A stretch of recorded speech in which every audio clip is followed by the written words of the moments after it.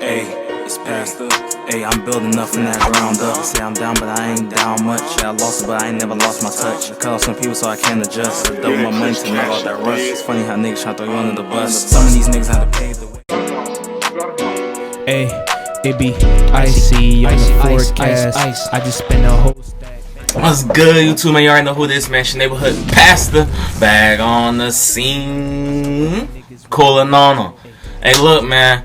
You finna watch Lil Uzi, you know, his expensive jewelry collection, all that stuff like that.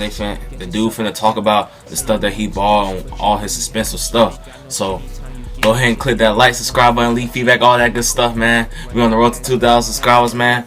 And I ain't finna hold y'all up, man. Y'all already know, man. I gotta go ahead and get into it. Let's go.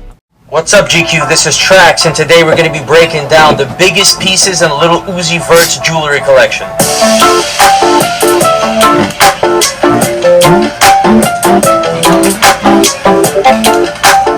So by far, the biggest jewelry move of my lifetime is Lil Uzi Vert putting a pink diamond in his forehead. He took one of the most expensive diamonds in the jewelry game for hip-hop or otherwise and put it right smack in the middle of his forehead. So let me mention, as a jeweler, some pros and cons of having a stone like this, right? Someone who's looking at that stone out of the corner of their eye, that's their meal ticket. They get their hands on that stone, you just have a target on your forehead. You know, that's dangerous. You can't put that down, you can't take a break, you can't go to the store. You got millions of dollars literally on your head. You know, maybe when you're on the red carpet, you have your stone on your head and you're the center of attention. I don't care if it's Robert De Niro on your left side and Jay-Z on your right. They're going to look at your forehead and they're going to think, wow, whether they like to admit it or not. But then, when you're somewhere else doing something else, that's a major con. You want to be able to put the jewelry down. And I think that's probably what was across his mind when he had the stone removed. The pro is you look like a millionaire. The con is you look like a millionaire. The other major problem, the major con with this piece, is the setting has claws on it. So what really is going on with the setting? How does it implant? You have to have a jeweler and a surgeon to really make this happen properly. Now, what I'm assuming what happened was there's some sort of way to set this in that it goes under the skin, and then the skin heals around it, and then it's kind of set inside. But the claws get stuck on fibers, and it could pull on this stone coming out of your head. But the concept is ridiculous, and if he gets the right plastic surgeon and the right setting, I think it would be even crazier. That's nasty. The thing about Lil Uzi Vert's setup over here is it's very mature. And starting with that cross in fancy yellow with the fancy yellow chain that's around there, that particular cross consists of 6 large diamonds, at least 2.5 carat to 3 carat per stone, fancy yellow. They seem to be Asher cut, which is essentially an emerald cut that's a square. I love Asher. I think that's what he has over there. It looks phenomenal. He's got teardrop earrings with these beautiful pear-shaped pink diamonds there, right? They're more or less on the lady side of jewelry style, but he pulls it off magnificently well. Like, you're not looking at somebody and thinking that jewelry's misplaced. You're looking at somebody that's doing it on another level. Then there's another under his Eliante piece that he's wearing. He's got that another big pink diamond over there. He's doing big rocks, this guy. When I see it as a jeweler, I see somebody who knows how to spend their money. And when I see it, you know, I see somebody who's smart, to be honest with you. Because he has pieces that make a statement that the Queen of England will take a second glance at. You know what I'm saying? So that's kudos to him.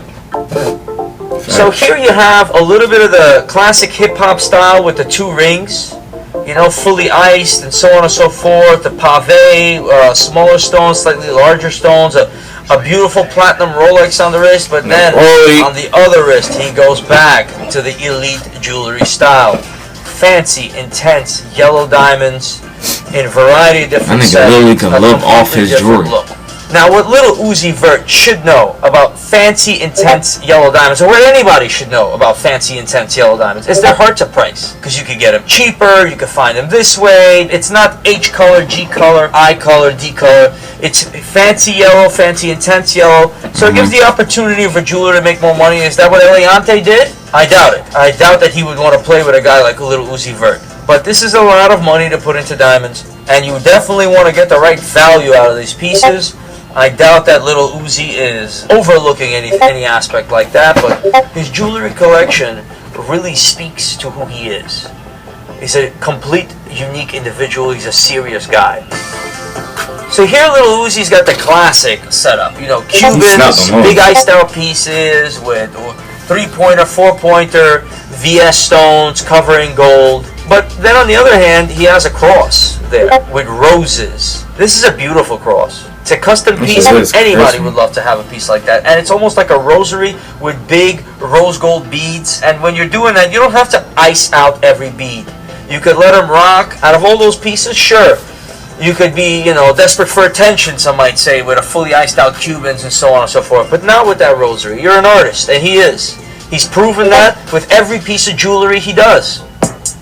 This is little Uzi Vert's superstar look right here. When you're on a concert, you want to have all of the diamond chains on. The lights are on you. It doesn't matter if you're in the nosebleed seats. Those diamonds are hitting you putting your sunglasses on. I don't care how dark it is or whatever it is, because those diamonds are hitting. Now, this is more of the classic superstar.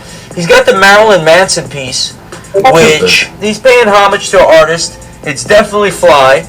And, you know, he's got that ridiculous cross piece as well. I mean, listen, he's a monster. This is a monster setup, you know. He's either making more money or spending more money than other rappers on jewelry. It's either one or the other, right? Because there's a lot of carats here.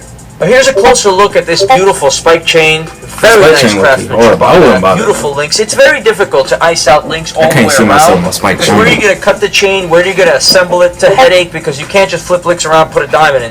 You have to put it in shellac, take it out, put it in, take it out, put it in. But you do it when a guy's spending millions of dollars. You make sure that he gets what he wants, how he wants. But this is not the project you want to come across when you get that call. Icing out a Cuban or a puffy Gucci link is no problem. That is a different story. If you take a look at the puffy Gucci link, you see the links in between is a simple gold link that clasps it. That's not a headache to do. You ice out the links individually, then you clasp them, done deal, and you're happy and you're fine. But now when you're going to do it on iced out points all the way around, you set this side, nice side, that side. I don't want to be the jeweler working on that, but the budget was there. And then you have this massive Cuban, very thick Cuban, and then that bracelet is something different, something completely different. And these are high gold weight, high carat, high dollar amount. Not playing around.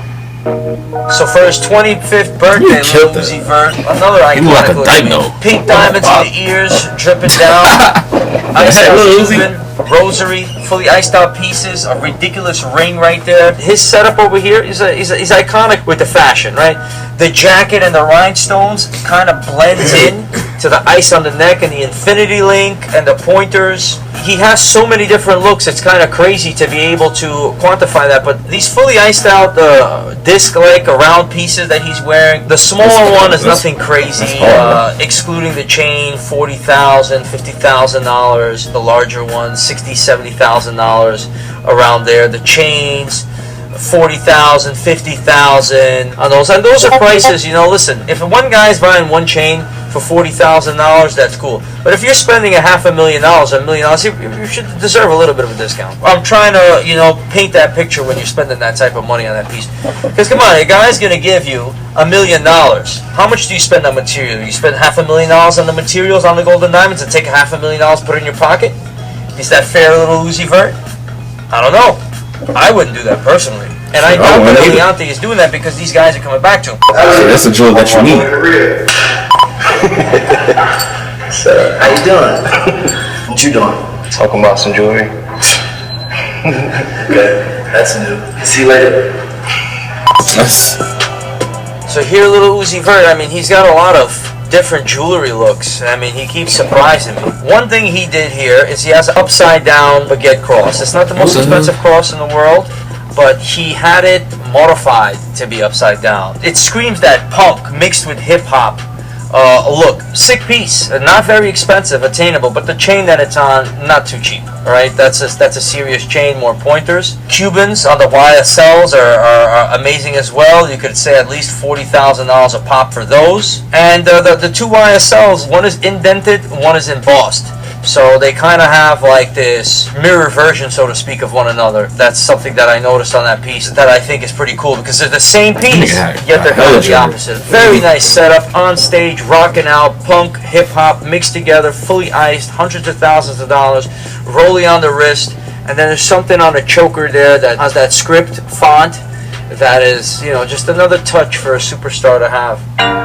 Chanel pieces, more Rolexes.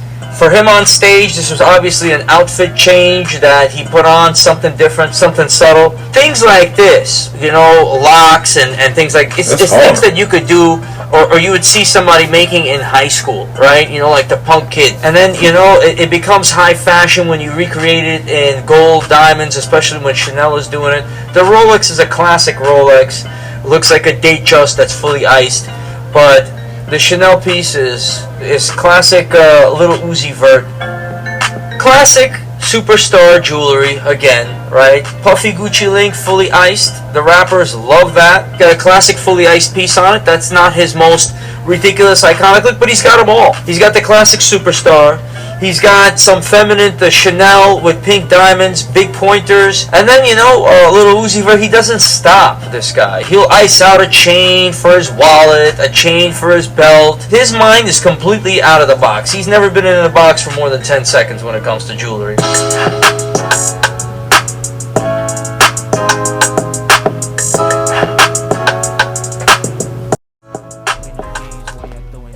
I nigga love Lil Uzi, but that was a good little video, man.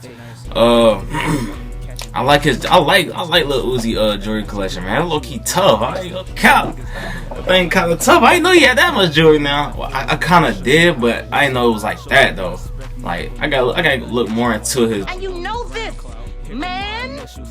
Hey, it's past the. Hey, I'm building up from that ground up. Say I'm down, but I ain't down much. Yeah, I lost it, but I ain't never lost my touch.